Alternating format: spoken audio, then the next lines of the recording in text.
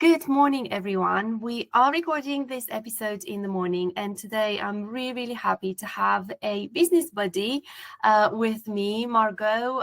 We have been encouraging each other for a few months, and it's just so lovely to meet other entrepreneurs and kind of journey together, because it can be a lonely journey.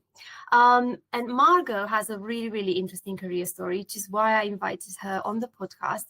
And without further ado, Margot, welcome to the podcast, and thank you for being here. Thank you so much, Anna. Thank you so much for having me. And yeah, it's a pleasure to be here.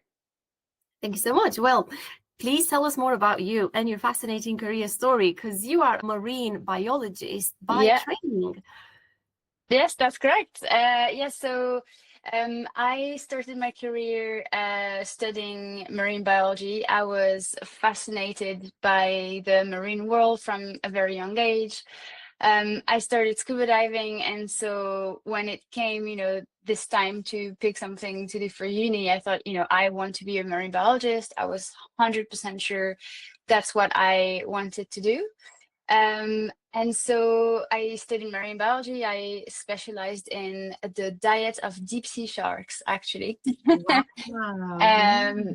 What a So topic.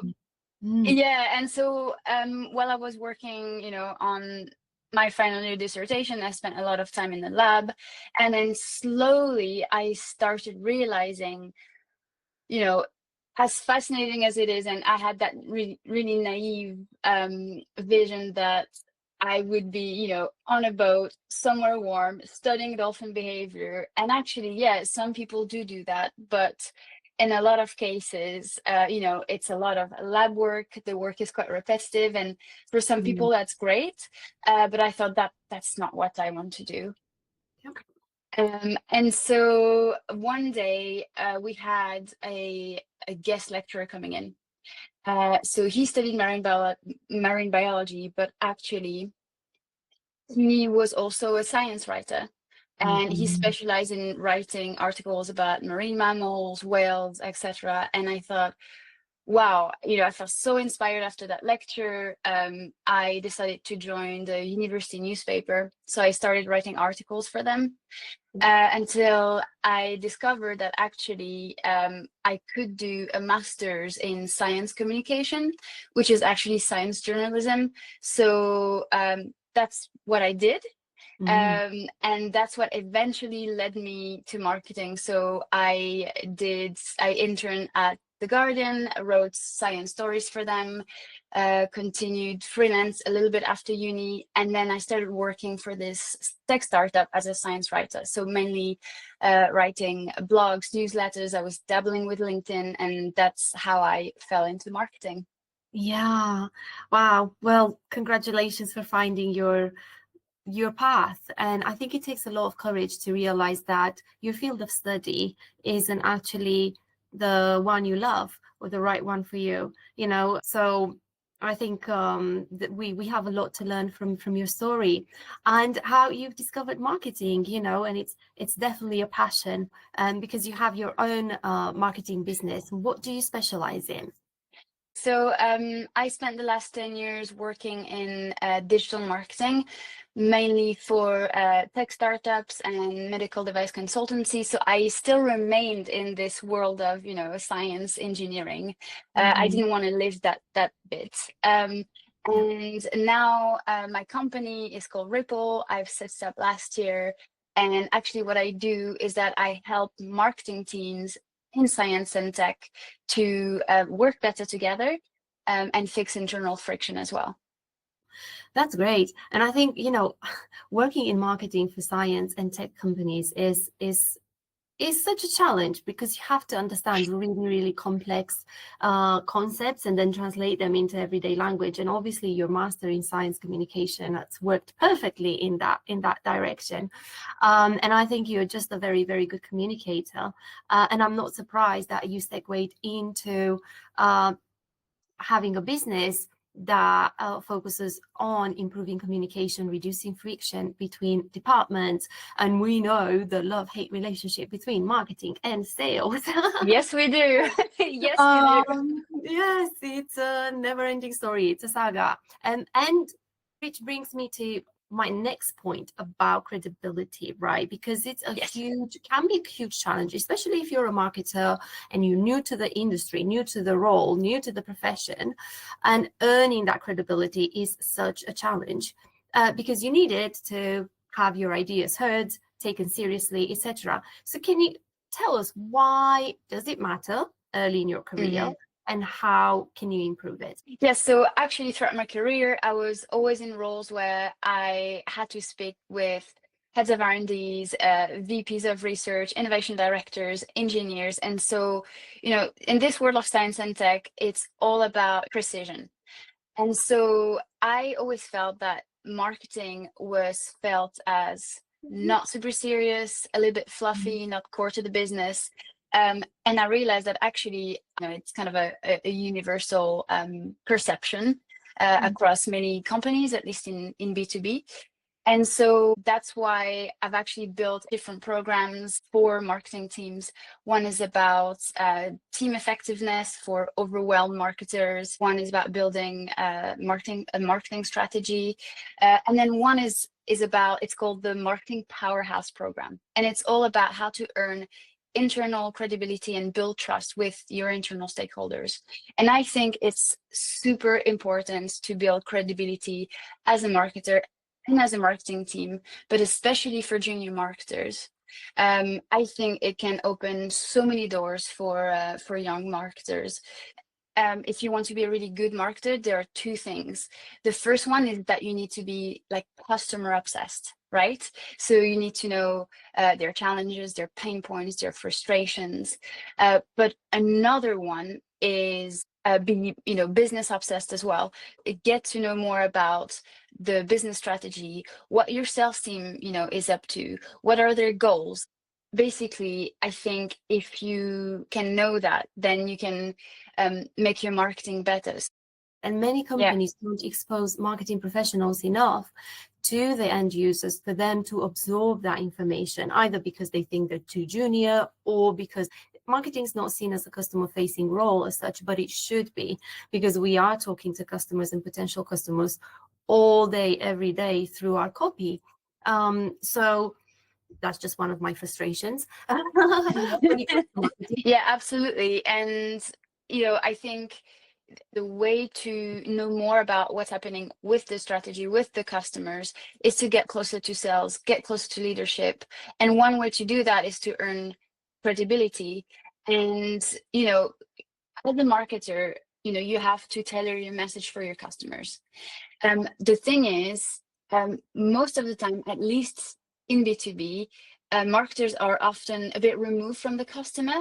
I don't know about you, Anna, but throughout my career, it's not often that I got to speak to real customers. I went to conferences a couple of times a year, but actually it's the sales team that hold all of the customer knowledge. So if you can earn enough credibility to get invited into those sales calls, to get invited into strategic discussions, so you can actually improve the intelligence that you have about the customers, the business, I think it can open many doors. I think it can also make your marketing better.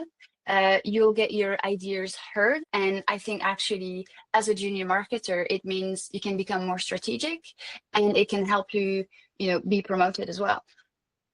Yeah, so definitely build a strong relationship with sales, right? They might be very busy. They might not want to share as much information as we need them to. That's a potential challenge, but I think it's worth trying to build a relationship of trust with sales. It's mutually beneficial. So I know that you have a trust framework Yes. that you have been developing for a while. Can you share some insights with us that would be beneficial to marketers trying to build credibility within their company?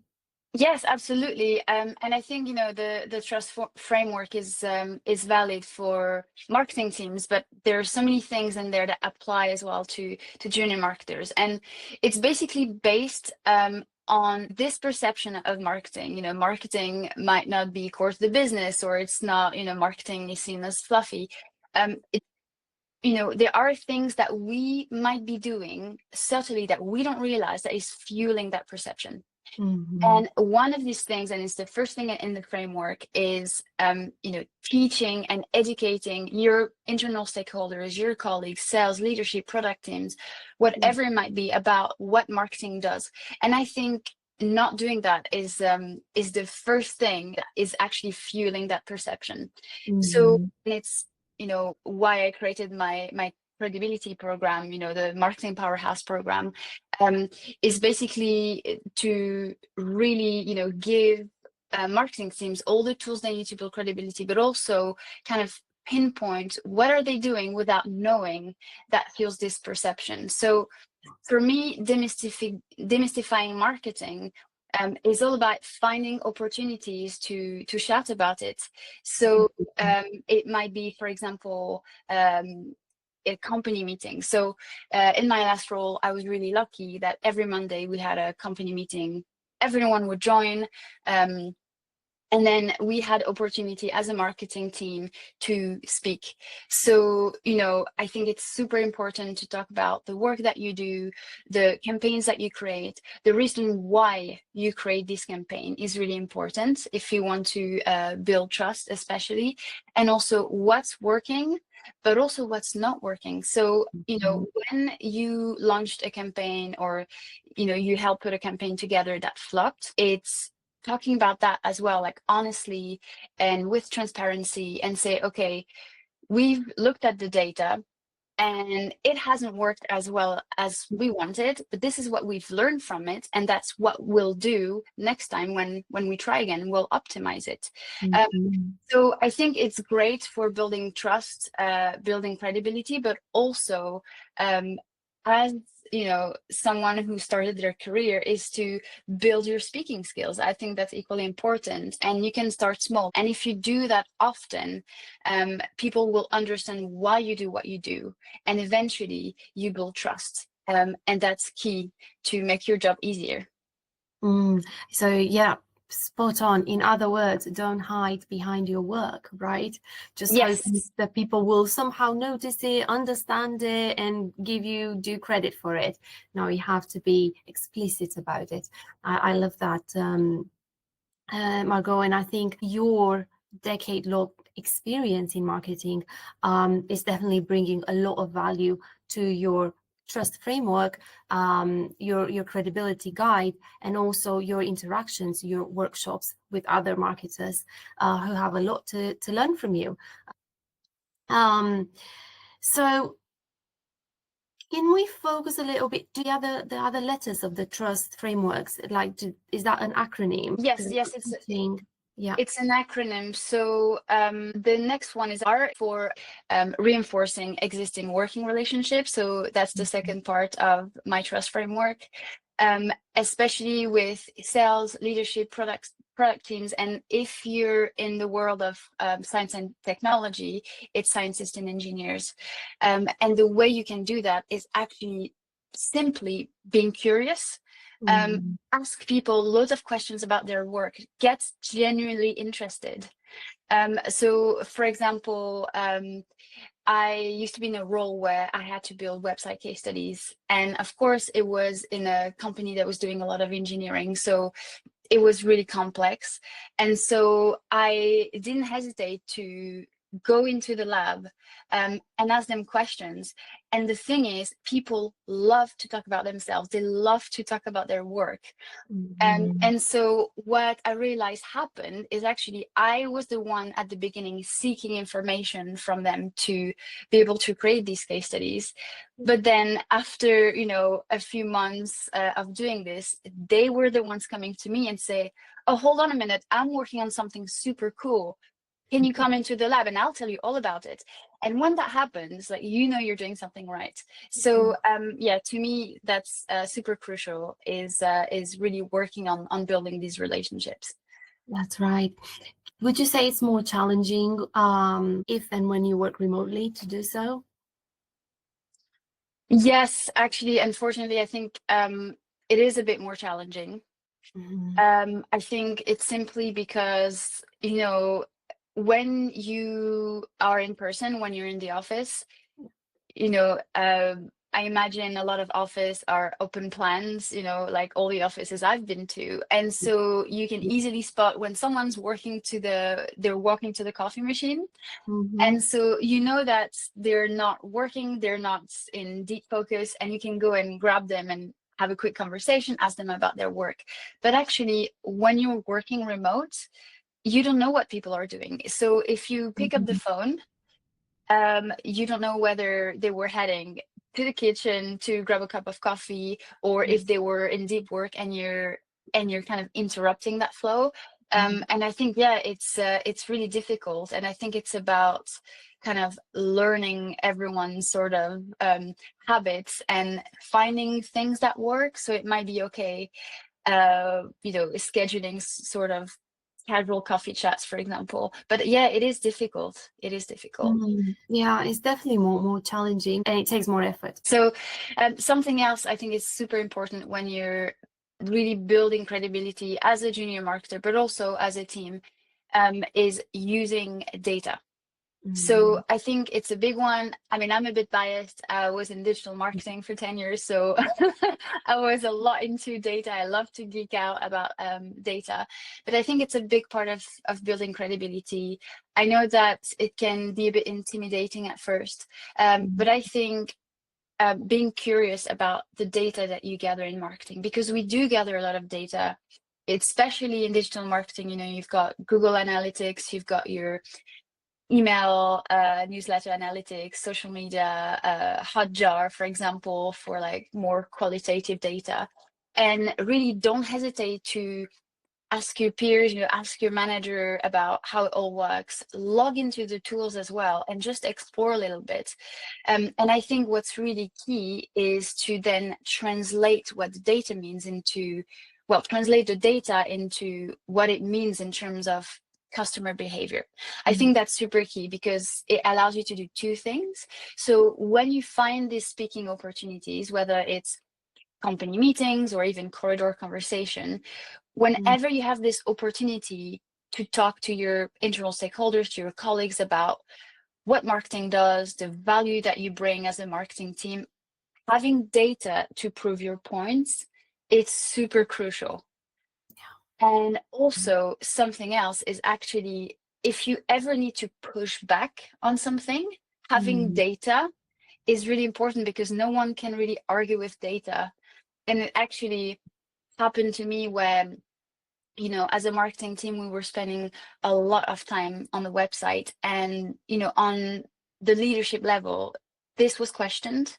And we actually realized, by looking at quantitative and qualitative data, so data from Google Analytics, data from Hotjar, you know, we had like heat maps installed on the website. We could see where people clicked. We actually realized that people were going onto our website, but they weren't staying very long, and they weren't scrolling down.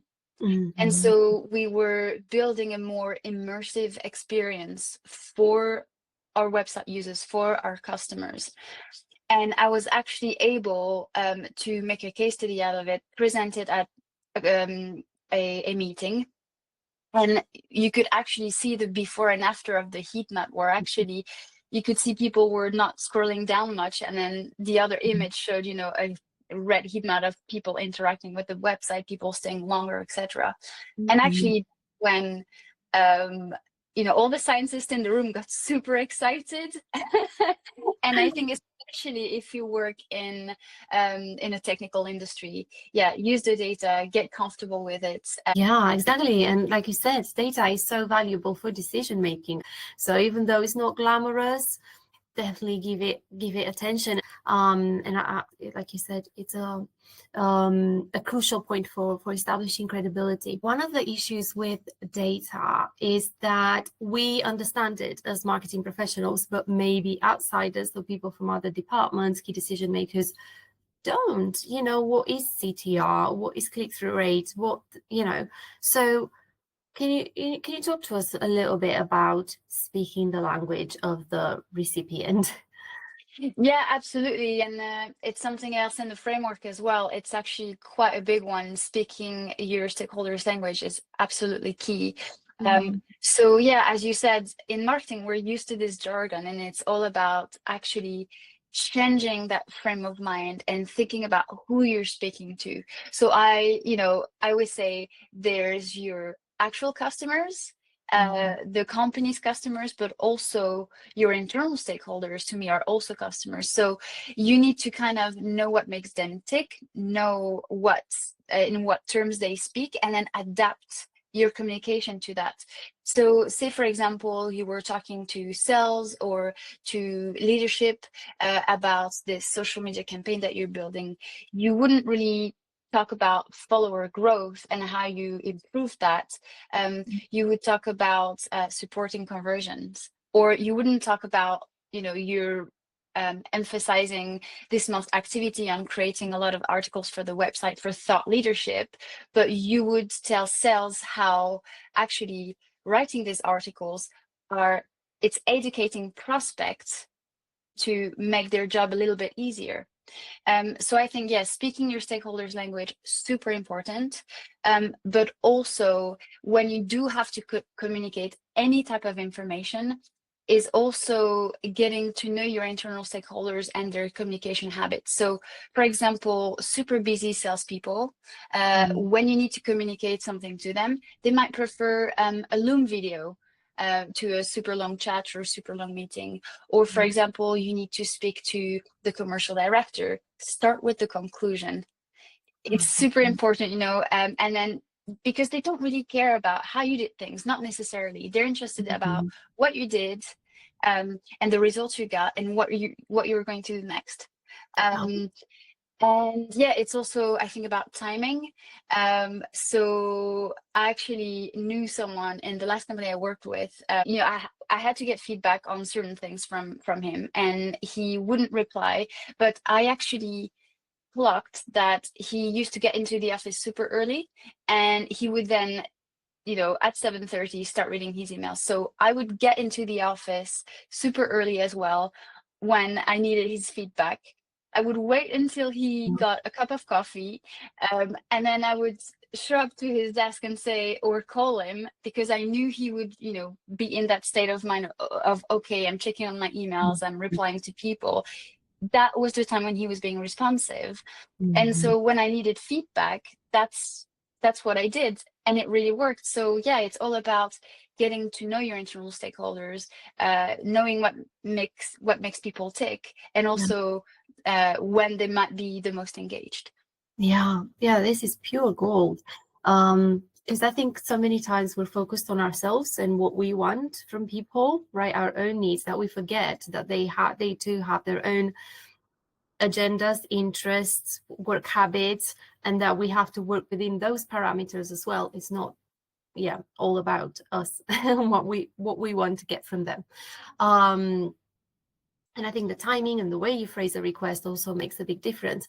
And like you said, a main principle of marketing, which is like underline and emphasize the benefits, applies when it comes to building credibility and talking to stakeholders so that they listen. And I think we're very smoothly moving to our next topic, which is about the shift that credibility creates. I think it's super important. Like, as I was saying earlier, it gets you invited to the right conversations. Building credibility takes time. It's not a given. It's not because you're going to present once or you're going to talk to the commercial director once that it's going to make a difference. Do one thing at a time, start small, and then build from there. But yeah, never stop educating your internal stakeholders about marketing. Never stop building these crucial relationships with other people that you have to work with. And I think it can open doors in the sense that, for example, I once really put a lot of effort into earning credibility and trust from a salesperson at one of the companies I used to work for. And I remember that after a few months, she saw why I was doing what I did. And we went to a conference together. And I think she simply saw that I was really hardworking, I was genuine, and I was always explaining to her why I was doing what I did. So, I had to film her at the conference, and, people don't really like to be filmed, but, explaining like why it's important, it's really crucial. So, keep doing that. And basically, what happened is that she then said, look, I really like what you're doing. I would like to invite you, if it helps you, to follow the sales journey. So, from prospect, the first conversation with a prospect, to actually selling the project. Wow. That felt like an absolute privilege. And I knew in that case that I had built credibility and trust, because she trusted me enough to invite me into these sales calls, to listen in. And it was extremely valuable because I was able to actually listen to the questions that the customers were asking. In turns, that made my marketing better. Yes. So it's all about, finding, because ultimately credibility isn't about recognition. It's about creating strategic advantages for marketing. It's about helping you to make your work better, and also enjoy yourself at work as well, because the more credible, the more trustworthy your peers perceive you, the more enjoyable your work will get.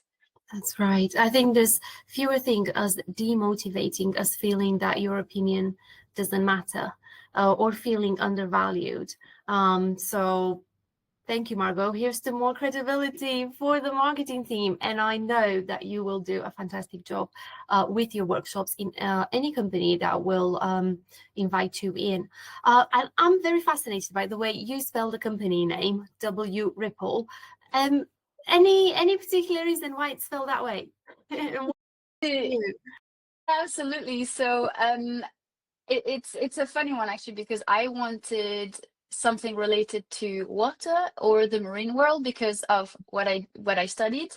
Yes. And I thought, when I thought about the programs I run, the workshop I had run as well, I thought they have a ripple effect throughout the company.